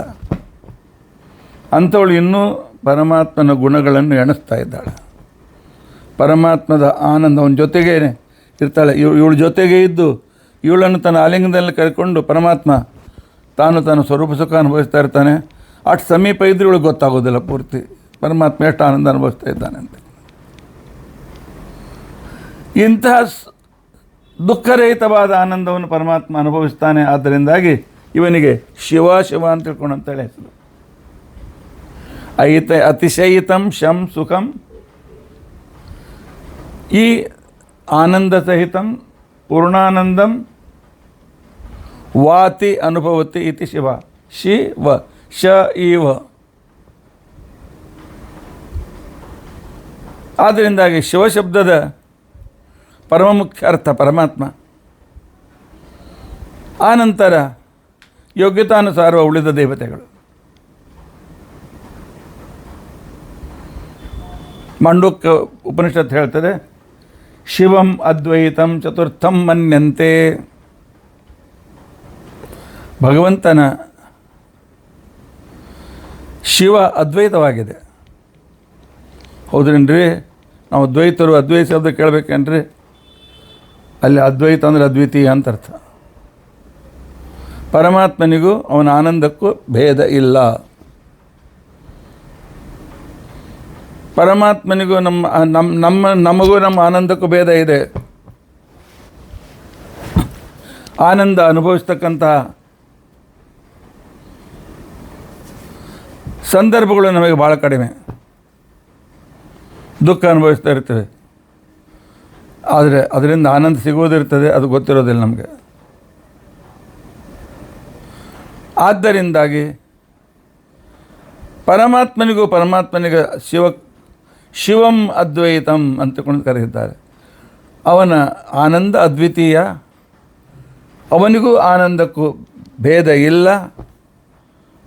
ಸ್ವಗತ ಭೇದ ವಿವರ್ಜಿತ ಪರಮಾತ್ಮ ಅನ್ನೋ ವಿಚಾರವನ್ನು ಈ ಶಿವಶಬ್ದ ಹೇಳ್ತಾ ಇದೆ. ಋಗ್ವೇದದ ಪ್ರಥಮ ಮಂಡಲದ 1ನೇ ಅಧ್ಯಾಯದ 31ನೇ ಸೂಕ್ತ, ಅದರ 1ನೇ ಮಂತ್ರ, 1ನೇ ಋಕ್, ತ್ವಮಗ್ನೇ ಶಿವಸ್ಸಖಾ.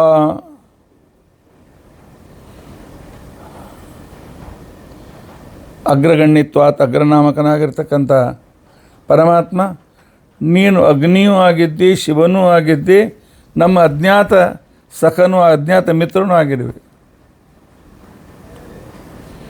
ಅದಕ್ಕೆ ಬ್ರಹ್ಮಾಂಡ ಪುರಾಣದ ಉದಾಹರಣೆಯನ್ನು ಕೊಟ್ಟು ಬ್ರಹ್ಮಸೂತ್ರದ 1ನೇ ಅಧ್ಯಾಯದ 3ನೇ ಪಾದದ ಬಹುಶಃ 3ನೇ ಸೂತ್ರದ ವ್ಯಾಖ್ಯಾನ ಬರೆಯುವಾಗ ಆಚಾರ್ಯರು ನಿರ್ದುಃಖ ಸುಖರೂಪತ್ವಾತ್ ಶಿವಶಬ್ದವು ಶ್ರುತೌ ಶ್ರುತಃ, ಪರಮಾತ್ಮನಿಗೆ ದುಃಖರಹಿತವಾಗಿರ್ತಕ್ಕಂತಹ ವಿಶಿಷ್ಟವಾದ ಸುಖ ಪರಮಾತ್ಮನಿಗಿದೆ. ಆದ್ದರಿಂದಾಗಿ ಅವನಿಗೆ ಶಿವ ಅಂತ ಹೇಳ್ಕೊಂಡು ಕರೀತಾರೆ. ಏನ್ರಿ, ಸಂಸ್ಕೃತದಲ್ಲಿ ಯಾರ್ದು ಹೆಸರು ಯಾರ್ದು ಎಲ್ಲ ದೇವ್ರಿಗೂ ಜೋಡಿಸ್ತಿರಲ್ಲ. ಸಂಸ್ಕೃತದಲ್ಲಿ ಡಿಕ್ಷನರಿ, ಸಂಸ್ಕೃತದ ಬರೀ ಡಿಕ್ಷನರಿ ಅಲ್ಲ ಅದು. ಸಂಸ್ಕೃತದ ಡಿಕ್ಷನರಿ ಅದು ಥಿಯೋರಸ್ ಇರ್ತದೆ, ಸಮಾನ ಭಾಷೆ ಶಬ್ದಗಳಿಂದ ಯುಕ್ತವಾಗಿರ್ತದೆ.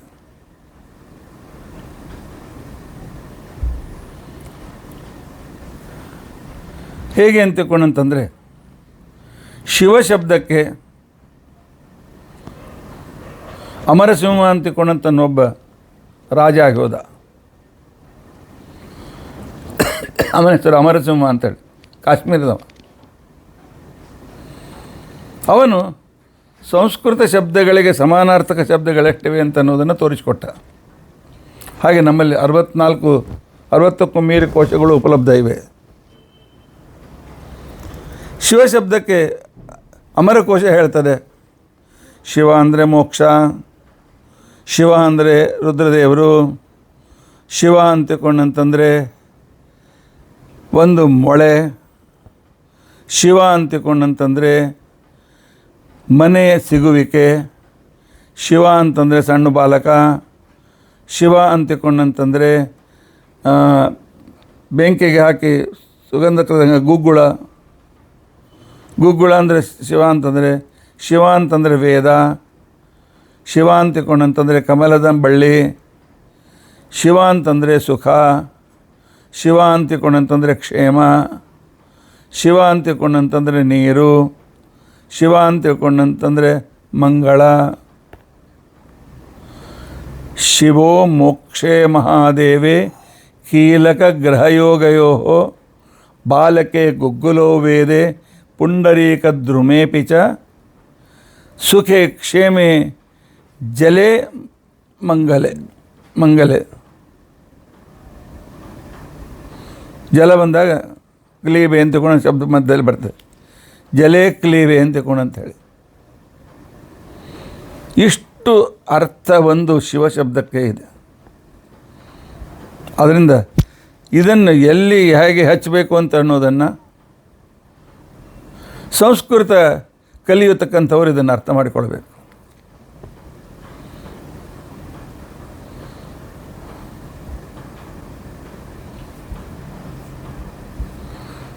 ಒಂದು ಸಲ ಒಬ್ಬ ರಾಜ ಯುದ್ಧಕ್ಕೆ ಸನ್ನದ್ಧನಾಗಿದ್ದ.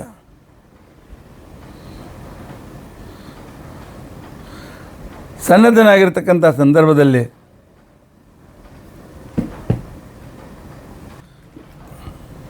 ಯುದ್ಧಕ್ಕೆ ಹೋಗ್ಬೇಕಂತೆಲ್ಲ ತಯಾರಾಗಿದ್ದ.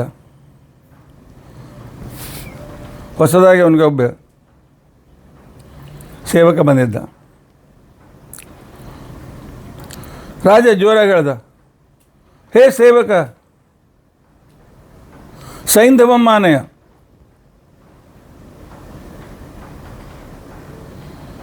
ಅವನು ಹೋದ, ಒಂದು ಕಪ್ ಉಪ್ಪಿನ ಪ್ಯಾಕೆಟ್ ತೊಗೊಂಡು ಬಂದ.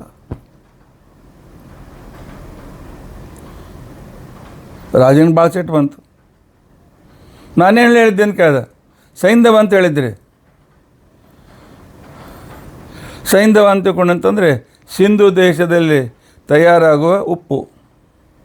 ಸೈಂಧವ ಅಂತ ತಿಳ್ಕೊಂಡಂದ್ರೆ ಸಿಂಧು ದೇಶದ ಕುದುರೆ. ಎರಡೂ ಅರ್ಥ ಬಂದೆ. ಸೈಂಧವ ಮಾನೆ ಅಂತ ಊಟ ಕೂತ್ಕೊಂಡಾಗ ಹೇಳಿದ್ರೆ ಕುದುರೆ ತಂದು ನಿಲ್ಲಿಸಿದ್ರೆ. ಆದರೆ ಸಂಸ್ಕೃತ ಶಬ್ದದಲ್ಲಿ ಗೊತ್ತಿರಬೇಕಾಗುತ್ತದೆ ಯಾವಾಗ ಯಾವ ಅರ್ಥದ ವಿಚಾರವನ್ನು ನಾವು ಉಪಯೋಗಿಸ್ಬೇಕು ಅಂತ ತಿಳ್ಕೊಂಡಂಥೇಳಿ. ಆದ್ದರಿಂದಾಗಿ ಶಿವಶಬ್ದಕ್ಕೆ ಮೋಕ್ಷ ಅಂತಿರೋದರಿಂದಾಗಿ ಮೊದಲನೇ ಅರ್ಥ ಮೋಕ್ಷ ಅಂತ ತಿಳ್ಕೊಂಡಂಥದ್ದೇ. ಮೋಕ್ಷರೂಪ ಶಿವವನ್ನು, ಆ ಮೋಕ್ಷದ ನಿಯಾಮಕನಾದ್ದರಿಂದಾಗಿ, ಶಿವನ ನಿಯಾಮಕ, ಶಿವ ಅಂದರೆ ಮೋಕ್ಷದ ನಿಯಾಮಕನಾದ್ದರಿಂದಾಗಿ ಭಗವಂತನಿಗೆ ಶಿವ ಅಂತ ತಿಳ್ಕೊಂಡಂತ ಹೆಸರು. ಪಾರ್ವತಿಪತಿ ಶಿವ ಇದ್ದಾನೆ, ಇಲ್ಲಂತಿಲ್ಲ.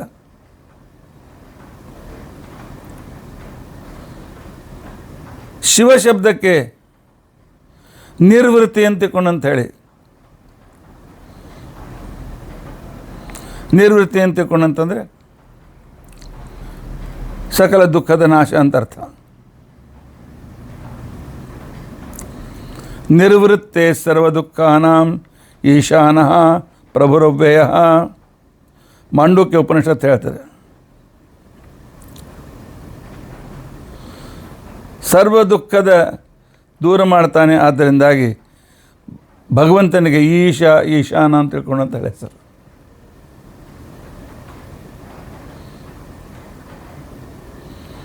ಪರಮಾತ್ಮನಿಗೆ ಈಶ ಶಬ್ದ ಬಂದ, ಶಿವ ಶಬ್ದ ಬಂದದ್ದು ಅವನು ಎಲ್ಲ ದುಃಖಗಳನ್ನು ದೂರ ಮಾಡ್ತಾನೆ ಅಂತ ತಿಳ್ಕೊಂಡಂತೇಳಿ. ಅದಕ್ಕೆ ಭಾಷ್ಯ ಬರೆಯುವಾಗ ಹೇಳ್ತಾರೆ, ಹರಿಸ್ತುರೀಯ ರೂಪೇಣ ಮೋಕ್ಷದ ಸಂಪ್ರಕೀರ್ತಿತಃ.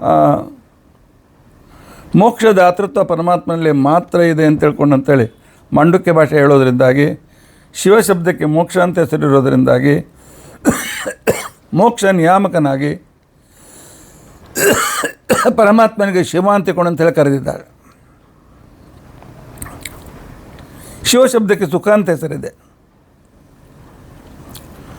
ಎಲ್ಲರಿಗೂ ಪರಮಾತ್ಮನ, ಎಲ್ಲರ ಸುಖಕ್ಕೂ ಪರಮಾತ್ಮ ನಿಯಾಮಕನಾಗಿದ್ದಾನೆ. ಪರಮಾತ್ಮ ಎಸ್ ಅಂದರೆ ಸುಖ ಸಿಗ್ತದೆ, ಇಲ್ಲ. ಏನ್ರಿ ಸುಖ ಸಿಗ್ಬೇಕಾಗ್ತಿತ್ತು, ಏನು ಮಾಡಬೇಕು?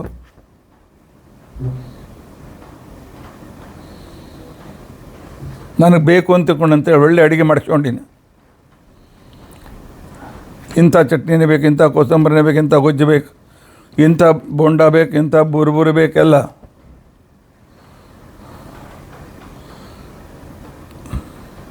ಪ್ರಾಣಾಯ ಸ್ವ ಅಪಾನಾಯ ಸ್ವ ಆಯಿತು. ಎರಡನೇ ತುತ್ತು ಬಾಯಲ್ಲಿ ತೆಗೆದುಕೊಂಡೆ, ಏನೋ ಮಾತಾಡ್ತಿದ್ದೆ, ಹಲ್ಲಿನ ಮಧ್ಯದಲ್ಲಿ ನಾಲಿಗೆ ಬಂತು, ಕಟ್ಟಾಯಿತು, ರಕ್ತ ಸುಡ್ಲಿಕ್ಕೆ ಚಾಲು ಆಯಿತು. ಎಲ್ಲ ಬಿಟ್ಟದ್ದು ಅದೇ. ಎಲೆಯಲ್ಲಿ ಬಂದದ್ದು ಕೈಗೆ ಇಟ್ಟುಕಿದ್ದು ಸುಖ ಬರಲಿಲ್ಲ. ಯಾಕೆ? ಭಗವಂತನ ಇಚ್ಛೆಗೆ ಬರಲಿಲ್ಲ. ಪರಮಾತ್ಮನ ಇಚ್ಛೆಗೆ ಬಂದ ಮಾತ್ರ ನನ್ನ ಸುಖ ಸಿಗ್ತದೆ. ಅದಕ್ಕೋಸ್ಕರ ಪ್ರತಿ ಕ್ಷಣಕ್ಕೂ ಕೂಡ ಅವನನ್ನು ನೆನೆಸ್ಬೇಕು. ಶಿವ ಅಂದರೆ ಸುಖ. ಸರ್ವೇಷಾಂ ಸುಖ ನಿಯಾಮಕತೆಯ ಪರಮಾತ್ಮ ಶಿವಶಬ್ದ ವಾಚ್ಯ. ಪರಮಾತ್ಮನೇ ಎಲ್ಲರಿಗೂ ಮೋಕ್ಷಕ್ಕೆ ಒಯ್ತಕ್ಕಂಥವನು ಅಂತ ಅನ್ನೋದನ್ನು ಉಪನಿಷತ್ತುಗಳು ಹೇಳ್ತದೆ. ಶಿವಶಬ್ದಕ್ಕೆ ಕ್ಷೇಮ ಅಂತಿದೆ. ನಮಗೆ ಸಿಕ್ಕದ್ದನ್ನು ಅದನ್ನು ಉಳಿಸುವಂತೆ ಮಾಡೋದಕ್ಕೆ ಕ್ಷೇಮ ಅಂತ ಅರ್ಥ. ಯೋಗ ಅಂತಂದರೆ ಸಿಗದೇ ಇದ್ದದ್ದು ಸಿಗುವುದು ಯೋಗ. ಅಪ್ರಾಪ್ತೇ ಪ್ರಾಪ್ತಿ ಯೋಗ, ಪ್ರಾಪ್ತಸ್ಯ ರಕ್ಷಣಂ ಕ್ಷೇಮ. ನಮಗೆ ಸಿಕ್ಕದ್ದು ರಕ್ಷಣೆ ಆಗಬೇಕು, ಪರಮಾತ್ಮ ಅನುಗ್ರಹ ಮಾಡ್ತಾನೆ. ಅದಕ್ಕೆ ಯೋಗ ಕ್ಷೇಮಂ ವಹಾಮ್ಯಹಂ. ನಮಗೆ ಸಿಗದೇ ಇರುವ ಮುಂದಿನ ಸುಖವನ್ನು ಕೊಡ್ತಾನೆ, ಈಗ ಇರತಕ್ಕಂಥ ಸುಖವನ್ನು ರಕ್ಷಣೆ ಮಾಡ್ತಾನೆ. ಈಗ ಇವತ್ತು ಪರಮಾತ್ಮ ಗುರುಗಳ ಅನುಗ್ರಹದಿಂದ ಏನು ವಿಷ್ಣು ಸಹಸ್ರನಾಮ ಶಬ್ದದ ನಿರ್ವಚನಗಳನ್ನು ಹಾಗೂ ಬೃಹತಿ ಸಹಸ್ರದ ಮಂತ್ರದ ಅರ್ಥವನ್ನು ಹೇಳ್ತಕ್ಕಂಥ ಒಂದೇನು ಬುದ್ಧಿ ಕೊಟ್ಟಿದ್ದಾನೆ. ನಂಗೆ ಭಾಳ ಬುದ್ಧಿ ಅದ ಅಂತ ತಿಳ್ಕೊಂಡಂತಂದರೆ ಇನ್ನೊಂದು 2 ತಿಂಗಳಿಗೆ ಪರಮಾತ್ಮ ಅಲ್ಜೈಮರ್ ತಂದು ಎಲ್ಲ ಮರೆಸಿಬಿಡ್ತಾನೆ. ಆಚಾರ್ಯ ಬೃಹತಿ ಸಹಸ್ರ ಮಂತ್ರ ಅರ್ಥೇನು ಏನು ಹೇಳಿದೆ? ಕ್ಯಾ ಬೋಲ ಬೃಹತಿ ಸಹಸ್ರ ಏ ಕ್ಯಾ ಹೋತಾ ಅಂತ ನಾಳೆ ನಾನು ಕೇಳಿ ಪ್ರಾರಂಭ ಮಾಡಿದರೆ ಭಗವಂತನ ಅನುಗ್ರಹ ತಪ್ಪಿದೆ ಅಂತ ಅರ್ಥ. ಇದ್ದ ಸಂರಕ್ಷಣೆ ಆಗಬೇಕಾಗಿದ್ದರೂ ಕೂಡ ಭಗವಂತನ ಅನುಗ್ರಹ ಬೇಕು. ಆದ್ದರಿಂದಾಗಿ ಭಗವಂತನ ಅನುಗ್ರಹಕ್ಕಾಗಿ ನಾವು ಪರಮಾತ್ಮನ ದಿನಾಲು ವಿಷ್ಣು ಸಹಸ್ರನಾಮದಲ್ಲಿ ಶರ್ವಃ ಶಿವಃ ಅಂತೇಳಿ ಅವನನ್ನು ಕರಿಬೇಕು. ಕರೆಯುವಾಗ ಈ ಅರ್ಥಗಳು ನೆನಪಿಗಿರಲಿ. ಕರೆಯುವಾಗ ವೇದ ಮಂತ್ರ ಅದನ್ನು ಹೇಗೆ ಹೇಳಿತು? ಶರ್ವ ಶಬ್ದ ಹೇಳುವಾಗ ಪರಮಾತ್ಮ ಜಗತ್ತಿನಲ್ಲಿ ದೈತ್ಯಾರಿ ಅಂತ ಅನಿಸ್ಕೊಂಡು ಮಧು, ಕೈಟಭ, ಆನಂತರ ಹಿರಣ್ಯಾಕ್ಷ, ಹಿರಣ್ಯಕಶಿಪು ಇಷ್ಟೆಲ್ಲ ಪರಾಕ್ರಮಿಗಳಾಗಿದ್ದು ಭಗವಂತ ಅಲ್ಲಿ ನಿಂತು ಆ ಪರಾಕ್ರಮ ಕೊಟ್ಟದ್ದಕ್ಕೋಸ್ಕರ, ಅದನ್ನು ಕಸಿದುಕೊಳ್ಳೋಕ್ಕೋಸ್ಕರ ಅವನು ಕೊಟ್ಟಿರ್ತಾನೆ. ಶಂ ಸುಖಂ ರೋದಯತಿ, ಆ ಸುಖವನ್ನು ಪರಮಾತ್ಮ ತಡೆದಿಟ್ಟು ಬಿಡ್ತಾನೆ, ಮುಂದೆ ಬರೀ ದುಃಖ ಕೊಡ್ತಾನೆ ಅನ್ನುವ ಅಭಿಪ್ರಾಯದ ವೇದ ಮಂತ್ರ ಇದೆ. ಇಲ್ಲಿ ಪರಮಾತ್ಮ ಏನು ಆನಂದ ಅನುಭವಿಸ್ತಾನೆ, ಬ್ರಹ್ಮಾದಿ ದೇವತೆಗಳು, ರಮಾಬ್ರಹ್ಮಾದಿಗಳು ಇವತ್ತಿಗೂ ತಿಳಿದುಕೊಂಡಿದ್ದಾರೇನೂ ಇಲ್ಲ. ಕೌನುತೆ ಮಹಿಂನ ಸಮಸ್ಯೆ ನದಮ್ಮ ಓದತೀನಾಂ ಅಸ್ಮತ್ಪೂರ್ವ ಹೃದಯೋಂತಮಾಪಹು ನದಂ ಯೋ ಯುವತೇನೋ. ಅಂತಹ ಅದ್ಭುತವಾಗಿರ್ತಕ್ಕಂಥ ವಿಚಾರ ಈ ಬೃಹತಿ ಸಹಸ್ರದಲ್ಲಿಯೂ ಆನಂತರ ಈ ವಿಷ್ಣು ಸಹಸ್ರನಾಮದಲ್ಲಿಯೂ ಬಂದಿದೆ. ಪರಮಾತ್ಮ ನಮ್ಮ ಮೇಲೆ ಪರಮಾನುಗ್ರಹ ಮಾಡ್ತಾ ಇದ್ದಾನೆ. ಈ ಅನುಗ್ರಹವೇ ಮುಂದೆ ನಾವು ಅನುಭವಿಸ್ತಾ ಹೋಗೋಣ. ಇನ್ನೊಂದು ಪ್ರಾರಂಭ ಮಾಡಿದರೆ ಈಗಾಗಲೇ ಬಹಳ ವೇಳೆಯಾಗಿದೆ. ಅದರಿಂದಾಗಿ ಮುಂದಿನ ನಾಮಗಳನ್ನು ನಾಳಿನ ದಿವಸ ತಿಳಿದುಕೊಳ್ಳಕ್ಕೆ ಪ್ರಯತ್ನಿಸೋಣ. ಇತಿ ಅದ್ಯ ಕಥಾ ಪ್ರಸಕ್ತಿ. ಹರೇ ರಾಮ ರಾಮ ರಾಮ ಹರೇ ಹರೇ, ಹರೇ ಕೃಷ್ಣ ಕೃಷ್ಣ ಕೃಷ್ಣ ಹರೇ ಹರೇ. ಉಗ್ರಂ ವೀರಂ ಮಹಾವಿಷ್ಣುಂ ಜ್ವಲಂತಂ ಸರ್ವತೋಮುಖಂ ನೃಸಿಂಹಂ ಭೀಷಣಂ ಭದ್ರಂ ಮೃತ್ಯುಂ ನಮಾಮ್ಯಹಂ. ಅಕ್ಷಯಂ ಕರ್ಮ ಯಸ್ಮಿನ್ ಪರೇ ಸ್ವರ್ಪಿತಂ ಪ್ರಕ್ಷಯಂ ಯಾಂತಿ ದುಃಖಾನಿ ಯನ್ನಾಮತಃ.